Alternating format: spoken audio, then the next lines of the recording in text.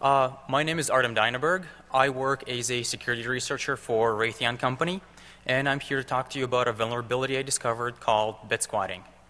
So, in these slides, I always like to start off with the problem. And the problem is that you may be compromised even when you're following the very best web security practices. So, let's go into a little more detail. Let's pretend you're a user somewhere around the world and you're browsing Facebook. When you're browsing Facebook, a lot of things get loaded in the background, such as images, JavaScript, and CSS. And sometimes they're not actually loaded from Facebook. They're loaded from a domain that's one bit away from Facebook. And Facebook isn't the only site that's vulnerable. Technically, any site is vulnerable, and the more popular a website is, the more vulnerable it is. But some of you may be out there thinking, hey, I'm running Windows 7 and, latest Chrome, so this problem isn't something I should be bothered by. But you're probably wrong. This slide has actual platforms that have requested resources from me instead of from the domain they originally were going to. The problem is actually platform, operating system, and hardware agnostic.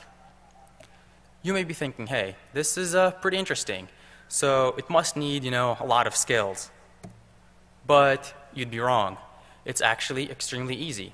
To perform bit squatting, all you need to do is 1, have knowledge of some simple math, 2, be able to register domains, and 3, properly answer DNS for them. But there's got to be, some resource constraint. Like, maybe you need lots of money, but actually it's extremely cheap. Like as I said, the only real requirements are domain registration and hosting. And the cost of registering a .com these days is about $8. Once again, the attack is called bit squatting. And it's called bit squatting because it's like typo squatting, but for bits. So, I'm assuming we're all familiar with typo squatting, but if not, here's a good example. Let's say you want to go to Google, which is a popular search engine, but you type in extra G, and you go to Goggle, where you can win Walmart gift cards, free iPads, but sorry, they're out of MacBook Airs. And this is not what I'm talking about.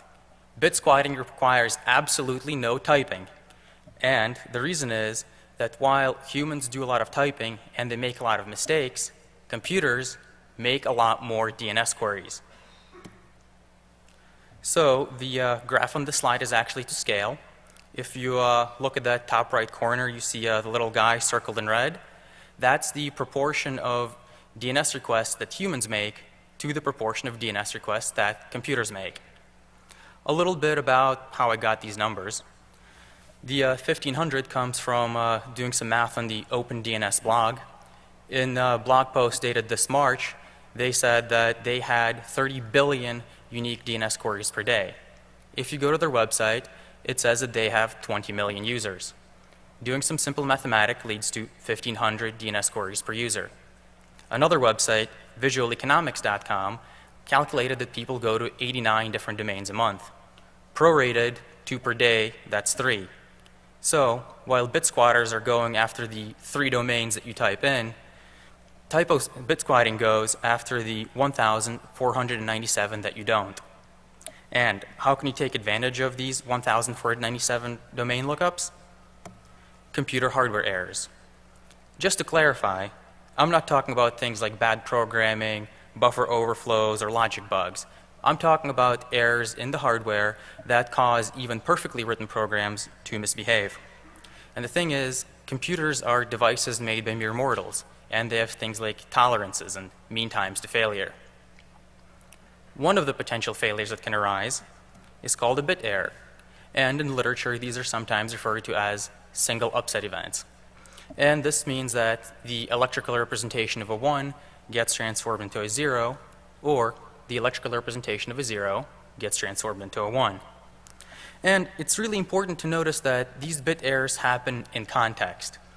They don't happen in a void. Whenever a bit changes from a 1 to a 0 or a 0 to a 1, it happens in your, let's say, your linked lists, your trees, other data structures, maybe your login credentials, or maybe it happens in some cached HTML that happens to have a domain name. And maybe your browser will then look up that domain and fetch some JavaScript from it. So now that we've talked about bit errors, let's go through an introduction. I don't know if you all can tell what this man is doing, but he's actually working on the ENIAC. And what he's doing is he's replacing a vacuum tube. The ENIAC was made before modern transistor technology, and it used vacuum tubes for memory storage and computation. And these vacuum tubes failed, and they failed a lot. Whenever one of these tubes would fail, the machine would either give incorrect answers, or it would stop working at all. These were the first examples of bit errors, and they've been with us for a very long time.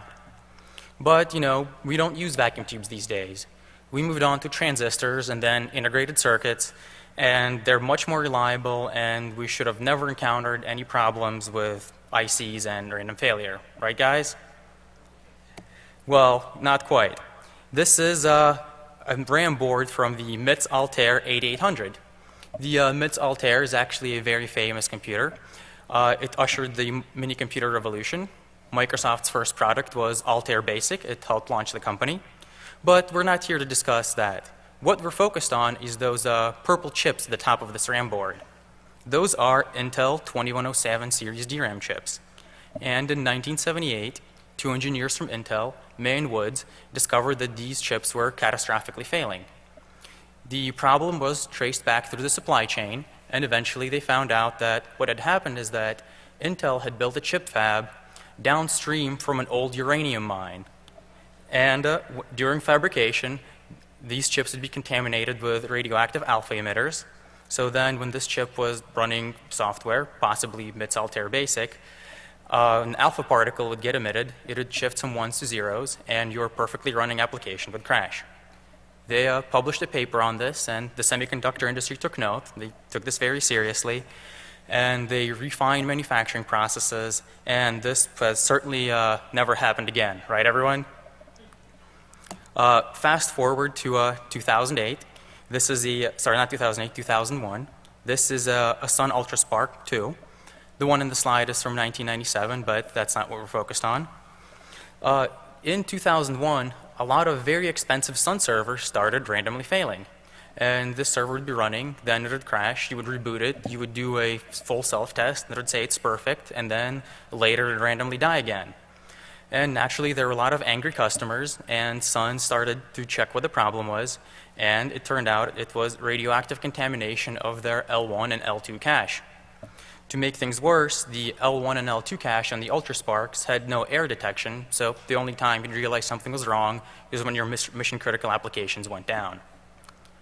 But this had to be the last of it. There wouldn't really be something required, you know. No operating system ships something to test hardware with its installation, do they? This is an Ubuntu installation. It's a direct screenshot. One of the options is test memory. Why would you ever want to test memory? Because a lot of the times your test will fail.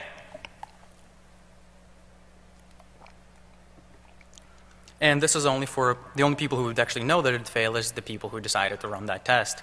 Think about how many people are running with bad hardware components who don't even know it. And these bit errors have security implications.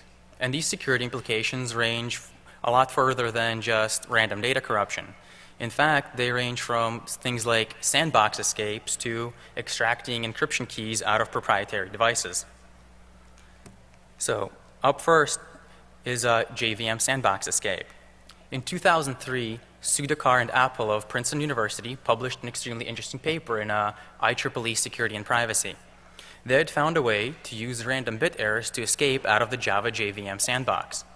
What they would do is they would fill memory with two Java objects and references to those objects. And when a bit error would occur, it would change one of the references to point from one object to the other.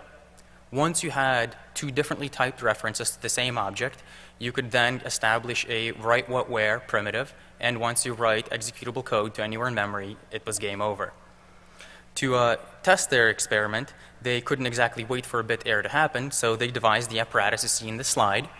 That is a heat lamp attached and pointing at their RAM, and it would heat the RAM to above its critical operating temperature to where random bit errors would happen. They were able to verify their results experimentally. The next security implication is smart card piracy. There's actually an ongoing war between cable TV set-top box manufacturers and smart card pirates. Satellite signals are broadcast throughout and they're encrypted, and the way you view satellite TV is if you have the decryption key in a smart card. Well, pirates want to be able to decrypt those signals as well and sell knockoff smart cards. One of the ways in which they get to the encryption key in the smart card is they will attach to the smart card bus, and then they will induce a bit error in the smart card CPU, usually via direct electrical probing, to redirect execution to pirate code, which will then proceed to dump ROM contents before it has a chance to lock itself. Now, there's other causes of bit errors besides probing by smart card pirates and heat lamps, and I'm going to get into 4 of them. So, cause number 1 is heat. It is a physical fact that heat affects properties of electrical devices, such as conductivity and resistivity. Now, this isn't too much of a problem in desktops and maybe even laptops because they're well cooled and they're normally operated indoors. But when it comes to mobile devices, heat can be a serious issue. This is what happens when your iPhone gets too hot and eventually tells you. But did you ever wonder what happens maybe before the screen has a chance to come up in devices that don't have one, or even under what temperature it comes on anyway? So I've got a handy graph here for you guys. This is the iPhone operating temperature as taken from the Apple website, plotted against 2 climates in North America, one here in Las Vegas and one in Montreal, Canada. Right now, since it's August, we are at the top of that blue curve. If you notice, it's well above the maximum iPhone operating temperature of 95 degrees. If you've used your iPhone outside today, congratulations, you've been violating its operating requirements.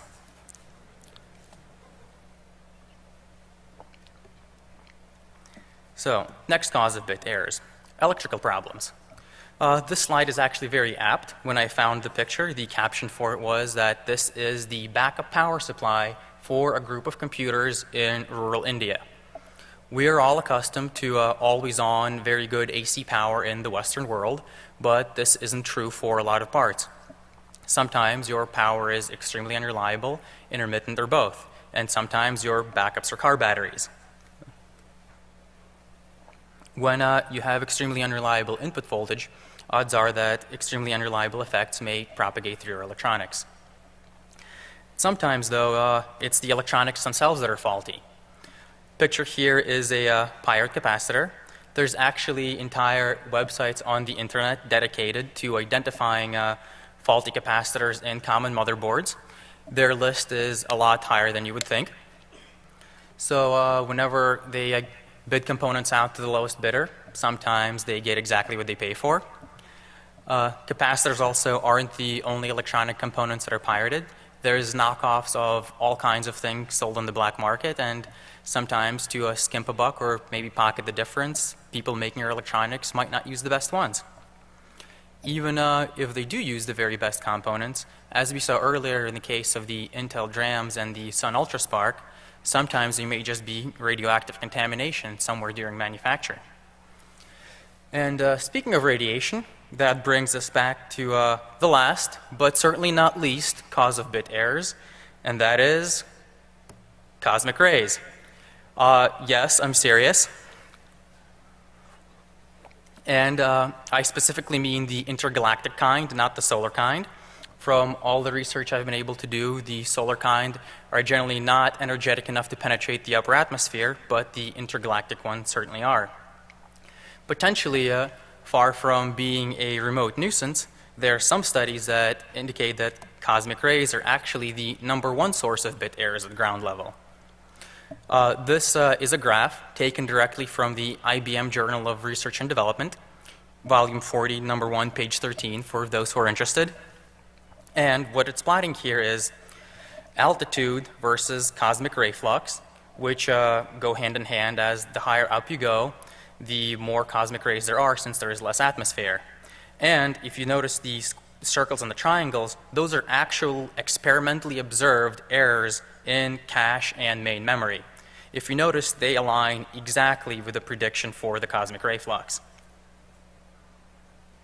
Now, This IBM study ran from 1978 to 1994, so it's entirely possible newer generations of RAM are differently affected, but cosmic rays is definitely something you want to consider.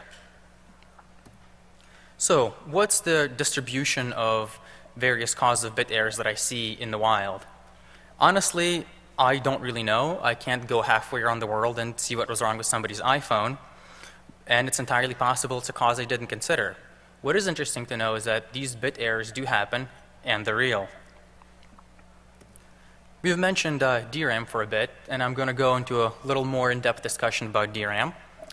DRAM is the source of really great information density for bit errors to happen. It's hard to cool, the components are always cheap, and it happens to be where the previous majority of bit error studies have focused. So I'll start off with some really good news. And the good news is that all errors in DRAM can be fixed by use of what is called ECC, or error correcting codes. And ECC can detect and fix all single bit errors. There's actually forms of ECC that will detect all 1, 2, 3, and 4-bit errors. But ECC only works if you actually use it. A lot of you in the audience probably manage extensive server farms, and those typically have ECC memory, since hardware manufacturers know that bit errors do happen, and especially high-end ones. But have you thought about all the RAM in your server? I'm going to go with no. This is a hard drive pulled from one of these enterprise class servers with ECC memory. That chip there highlighted in yellow is 128 megabit DRAM. It does not have ECC. And this drive is actually a few years old. It only has 16 megabytes of cache. Newer drives have 32 or even 64 megabytes of cache. And enterprise servers typically have 5 to 8 of these drives. So the data in your enterprise class server may be going through a lot of non-ECC memory. Let's look at some DRAM failure rates. Now that we've established there's probably a little bit of it in your server somewhere. This slide summarizes 2 different studies, one from Terrazon Semiconductor and one from Schroeder at the University of Toronto in association with some engineers from Google. And the first thing you notice is that the scale varies very widely. This is also a logarithmic scale. The lowest error rate is about 50, and the highest error rate is about 100,000 failures in test. And a failure in test is about 1 error in 1 billion operating hours. Another interesting thing of note here is if you see the manufacturer 1 to manufacturer 6 columns, those are from the Schroeder study, and those were bit error rates measured in actual servers in Google data centers. One of their conclusions was also that the vast majority of bit errors could be attributed to specific DIMMs, counteracting the IBM study and in fact suggesting that maybe manufacturing defects are in fact the #1 cause of DRAM failures. But we don't typically think in terms of 1 failure in 1 billion operating hours, so let's put this in a more usable perspective. If you go to Dell.com, the cheapest PC you can buy will have 4 gigabytes of RAM. Assuming the worst case scenario from the previous slide, that PC will encounter approximately 3-bit errors per hour. Assuming the best case scenario, it'll encounter approximately 3-bit errors per month. But also, it's not right to think of just a single PC. What we want to see is the emergent effect of all the DRAM on the internet. And there are several studies that say that there are approximately 5 billion devices that are connected to the internet in 2010. Assuming each of these devices has 128 megabytes of RAM, and now this assumption isn't really based on scientific fact. I felt it was a very fair compromise between the servers that have multiple gigabytes and your phone, which may have 6 to 20. You will get approximately 600 petabytes of DRAM that is connected to the internet. And using the lower end error estimates from the previous slide, that's approximately 600,000 bit errors that occur daily in all the world's internet-connected DRAM. Now, how many of those errors actually happen somewhere that is interesting? Well, I set up an experiment to find out. And this experiment is in 3 parts. Part 1, register domain names. This list includes actual domain names that I registered. They are 1 bit away from certain very popular domain names. By 1 bit away, I mean is you take the domain name, then you put it in its ASCII representation, you expand it out as a binary string, change 1s to 0s and 0s to 1s. If it's still a valid domain name when you put it back to ASCII, you register it. And the domain names I picked tended to be those of popular websites and, more crucially, advertising and content delivery networks. And the reason they picked those is because nobody ever types those addresses in, but you certainly look them up an extremely large amount of time. Experiment step 2 is you have to properly answer DNS. And this is actually very important, and I'm going to go through this via an example. So let's say somebody out there is trying to resolve a domain name you registered. Let's say it's mic20soft.com, 1 bit away from Microsoft. So you're going to get an A record request, and of course you'll answer it. But the trick here is that we think that a bit error happened somewhere on that server that asked you for the domain name. Therefore, we will also send it back a second reply for the original domain we expected it to be. And the reason we do this is because if it's expecting a reply for Microsoft.com, it will discard the reply for mic20soft.com, but silently accept the Microsoft one. If it did indeed query mic20soft.com, it'll accept that reply, but discard the Microsoft reply. In an overview, for every DNS request you receive, you have to send back 2 responses. And this isn't just A records. This is also other types of records, such as NS requests. Assuming your bit squatting was successful, next thing that's going to happen is you will get an HTTP request. So you set up an HTTP listener, and you log the connection. And in this case, I chose to return HTTP 404 not found for every single request I received, since I wanted to avoid causing any damage to any of the requesting computers. Once again, you get a request, you log the request, you send it back a 404, and you close the connection. Then this is how I set up my experiment. And the first thing that's really surprised me is that people actually show up. This is the traffic volume of raw HTTP requests for a 6-month period from the end of September to the beginning of May.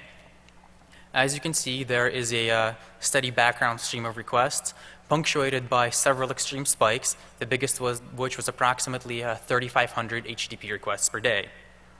But raw requests isn't necessarily a fair comparison, since maybe some machines out there get in a loop and you have one guy requesting the same resource over and over again. So here instead is the traffic volume by unique IP address per day. Some of the peaks disappear, but others still remain. Aside from the steady stream of background noise, there's 3 major events labeled here as A, B, and C.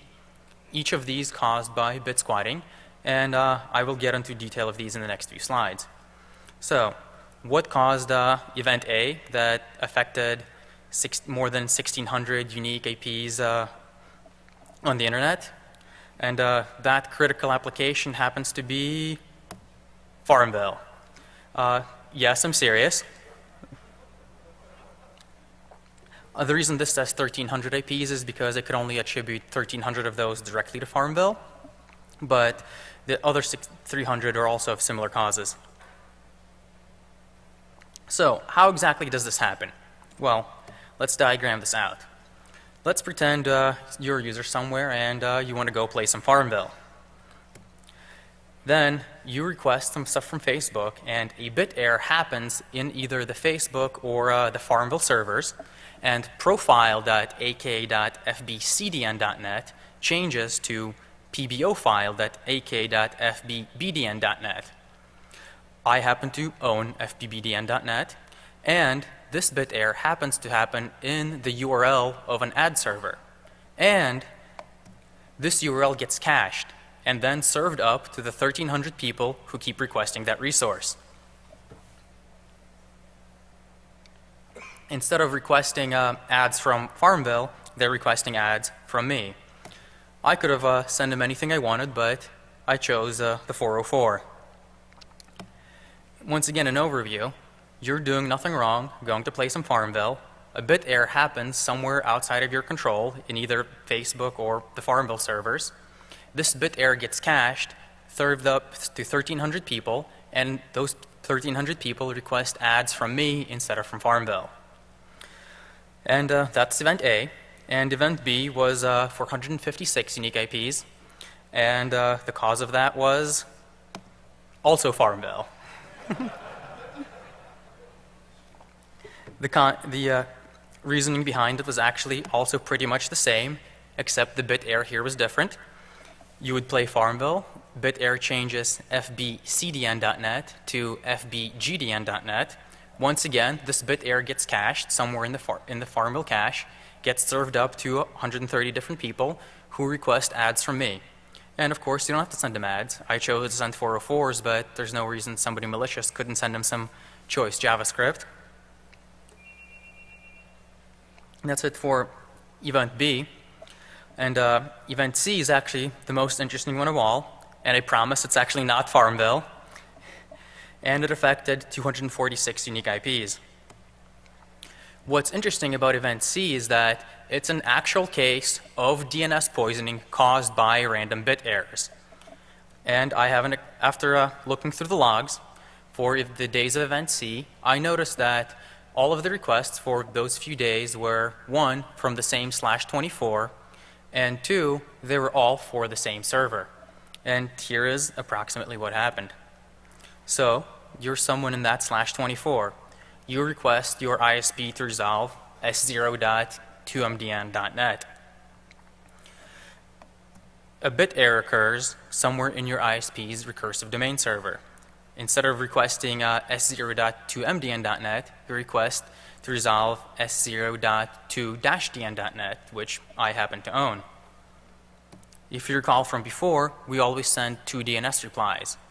One of the replies we're going to send back is for s0.2mdn.net. This reply is going to, 1, get cached in the DNS server, and 2, get propagated to the original requestor, who will then request an ad from me instead of from 2mdn, and I will send him a 404, but of course you can be more creative. As a full overview of the entire process, you're browsing some website, you request an ad. Your local ISP's DNS server cache happens to be empty. It queries instead s0.2-dn.net. I own that. I answer DNS authoritatively for it, and I say, hey, here's the IP address for s0.2mdn.net. That gets propagated, that gets cached, propagated to the original requester, and now everybody in that /24, when they're requesting s0.2mdn.net, will instead get my IP instead of the original one until the DNS cache expires. So that concludes the 3 outlier events. And if you look at the traffic without outliers, you see that it's generally just a random trickle of requests. But even this, you can see by the blue line that there's an average of 59 requests. This is 59 requests with only 32 domains. This can easily be linearly scaled up by any sort of organized person.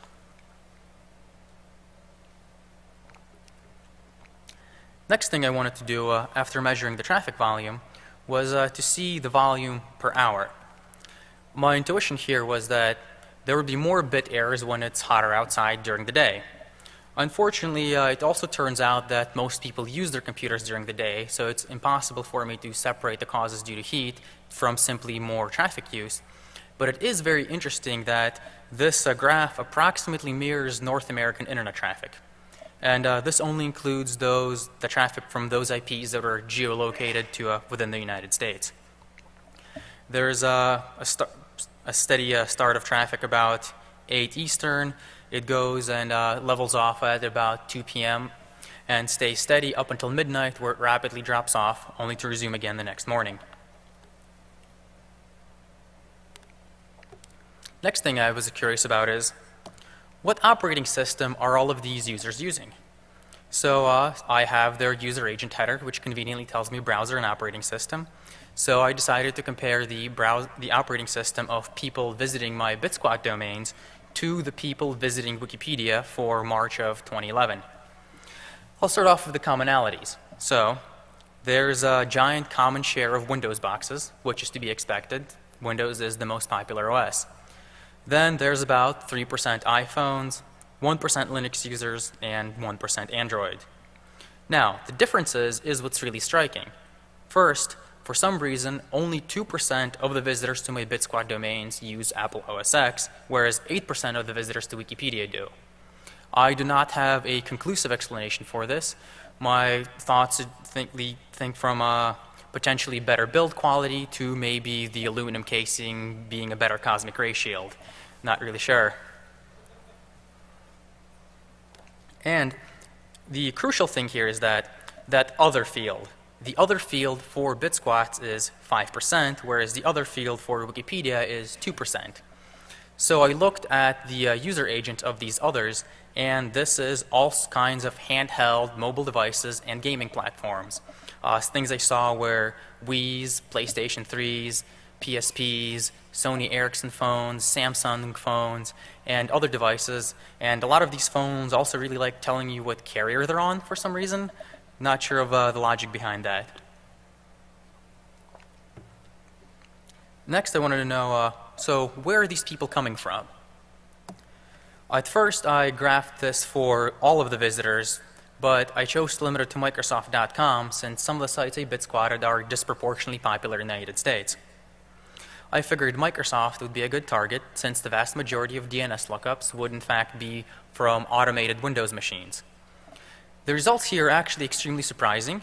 They do not correspond to population, they do not correspond to number of internet devices, and they do not correspond to number of internet users. I don't have a solid explanation for this. My only guesses include potentially that, as we saw from before, not all BitSquats are equal. Sometimes you win the BitSquat lottery and get some server in Farmville. Sometimes you just BitSquat somebody's iPhone. It's entirely possible that I just happened to BitSquat more useful places in China and Brazil. But this definitely warrants further research to see exactly what the issue is. Next, what I looked at was which domain are these people looking up?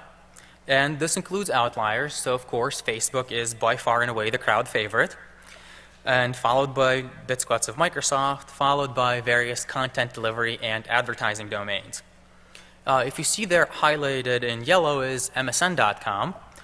If you were to look at the list of domains that I BitSquatted, MSN.com wasn't actually on that list. So how did MSN.com make it into the top 25 most popular domains despite the fact that I didn't BitSquat it? Well, I'm going to explain it, but first I want to explain the places where bit errors can happen.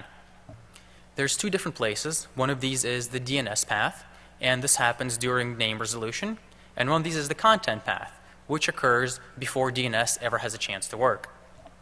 We'll start off with the DNS path, and this is best illustrated by example. So you request fbcdn.net from your ISP. A bit error occurs in your ISP's DNS server, and instead it requests fbbdn.net. I own fbbdn.net.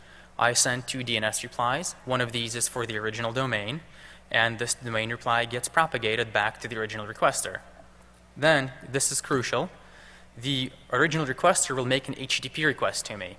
I don't know how many of you are familiar with the HTTP 1.1 protocol, but HTTP 1.1 requires that you use the host header. And the host header contains the domain that you think you're connecting to. So, in the case of bit errors during DNS, I will see a host header of the original domain in my HTTP logs. And of course, then you can send them whatever you'd want back. Once again, as an overview, you request fbcdn.net. A bit error occurs somewhere in the DNS resolution path, and what ends up being requested is fbbdn.net.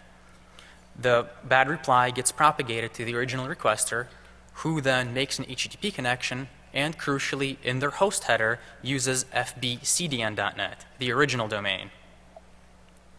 Now, on to bit errors in the content path. And the content path is the Farmville type bit errors. So you're somebody browsing something like Facebook. A bit error happens somewhere in the extensive Facebook memory caching infrastructure.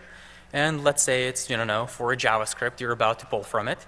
And the domain changes from fbcdn.net to fbbdn.net.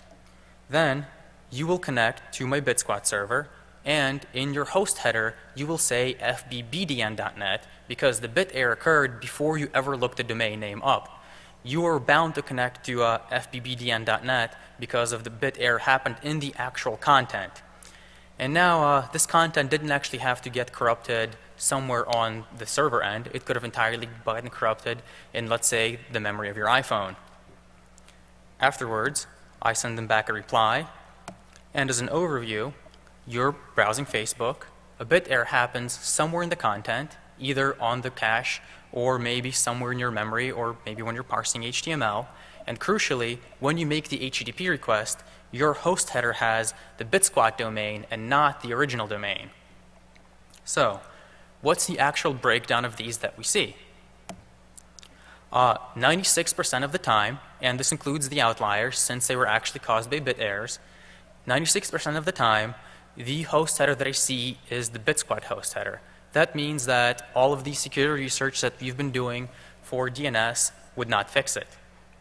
What we need is research on ensuring content integrity. The other 4% of the time, the error happens along the DNS path. And if you look, 1% of the domains aren't the BitSquat domain. They're not the original domain. They're, in fact, the other domain, such as the msn.com that we saw earlier. And the reason this occurs is because of CNAME chains. This is an actual example that I observed. In a CNAME chain, when you want to resolve a domain, the domain actually says, hey, I'm a canonical name for this other domain, and that domain is a canonical name for yet another one. And you follow this chain until you finally resolve a domain to an IP. If a bit error occurs anywhere following the CNAME chain, you will get redirected to a BitSquat domain instead of the original domain. And that's how I was able to get requests for Microsoft and this guy for ax.init.itunes.apple.com, despite the fact that I did not BitSquat those domains. So, speaking of other domains, it's time for a series of real-life examples. I apologize if this is really small, but I couldn't think of a way to better convey it, so sorry for those of you in the back. The very top request is, of course, for ax.init.itunes.apple.com. And I believe that person is actually trying to activate their iPhone. I can only assume they were unsuccessful. There's a few of these there's one for AdMob and there's a few for MSN. And I want to note that this is not an exhaustive list of the ones I saw. I saw quite a bit more of these. These are just the ones I chose to include. Next up is people browsing Facebook. These are people requesting JavaScripts from me while they're logged into and browsing their Facebook sessions. It doesn't take a lot of thinking to figure out that you can extremely easily steal their Facebook session cookies, send them some phishing pages, or do other really malicious activity. Next up is people requesting Windows updates. Some of these are for the initial Windows Update self-updater, but if you see that bottom one is somebody's actually requesting an exe from my server instead of the Windows Update server. I really hope they verify those signatures.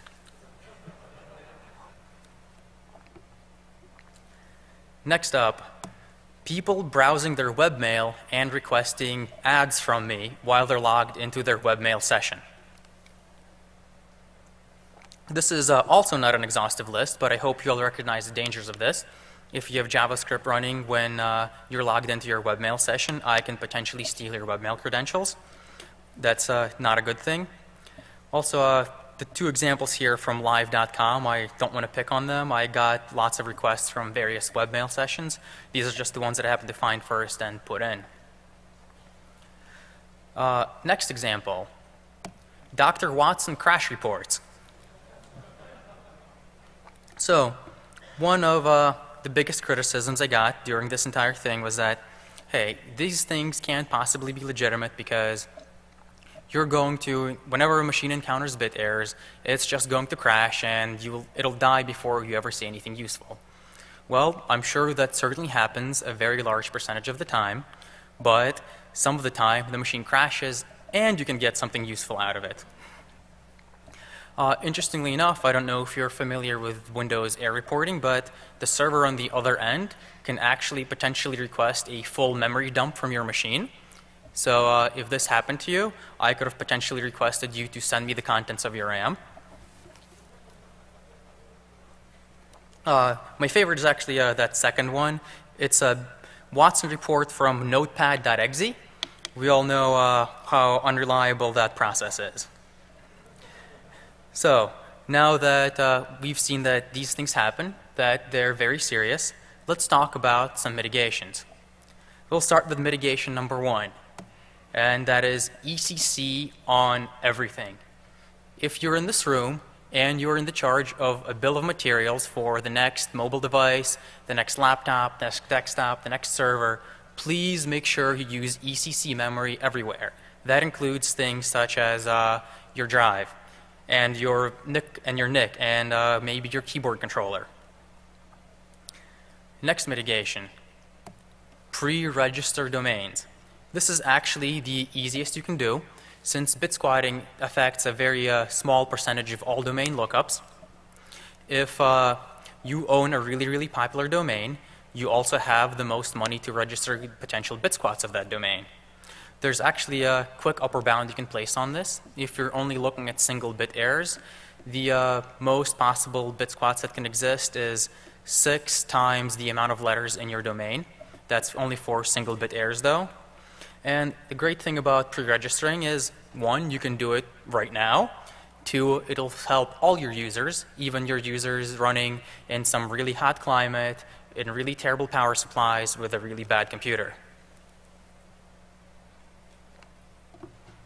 And mitigation number 3, trust but verify your data. As we noticed earlier, 96% of these bit errors occur during the content path. If you're somebody here responsible for building a really large memory caching infrastructure, you should check that what you put in your cache is actually what comes out of the cache when somebody requests it. Please include something like a CRC32 with every cached element. Modern CPUs actually have a CRC32 instruction, so performing this should actually be extremely quick. And you're probably going to be bound by network delay anyway. Another place where you should consider doing this is if you're developing mobile devices or something else that's going to work in high stress environments. Please be sure to verify things like the integrity of your outgoing DNS queries.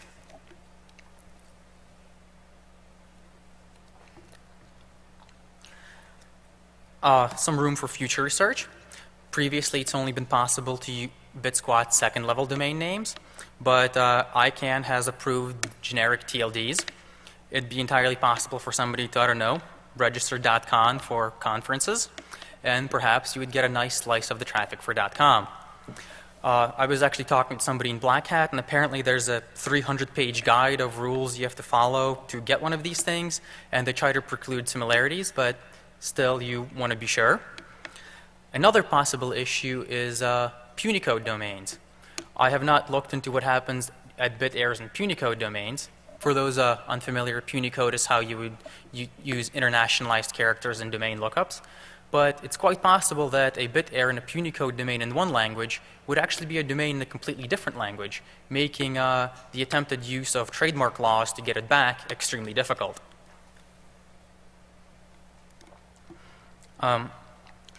I would like to give a special thanks to a few people, notably Robert Edmonds of ISC, who first noticed DNS bit errors in SAE data. Another person is Paul Royal, who helped me immensely when creating the white paper for this. Aaron Lemasters for acting as the adversarial researcher. The entire Raytheon Roslin office for their support and helping me with many multiple reviews. My other patient and supported reviewers, whom I begged to review my slides in my white paper. The DEFCON 19 staff for helping me actually present this to you guys. And to everybody who licenses your photography in a Creative Commons format, without you, this presentation would not have been possible. And of course, to all of you guys who came to see my talk, I greatly appreciate it. And finally, I'd like to say, if you want a quick tool to identify which bit squats of your domain are available, you can get a Python script at dynaberg.org. Thank you.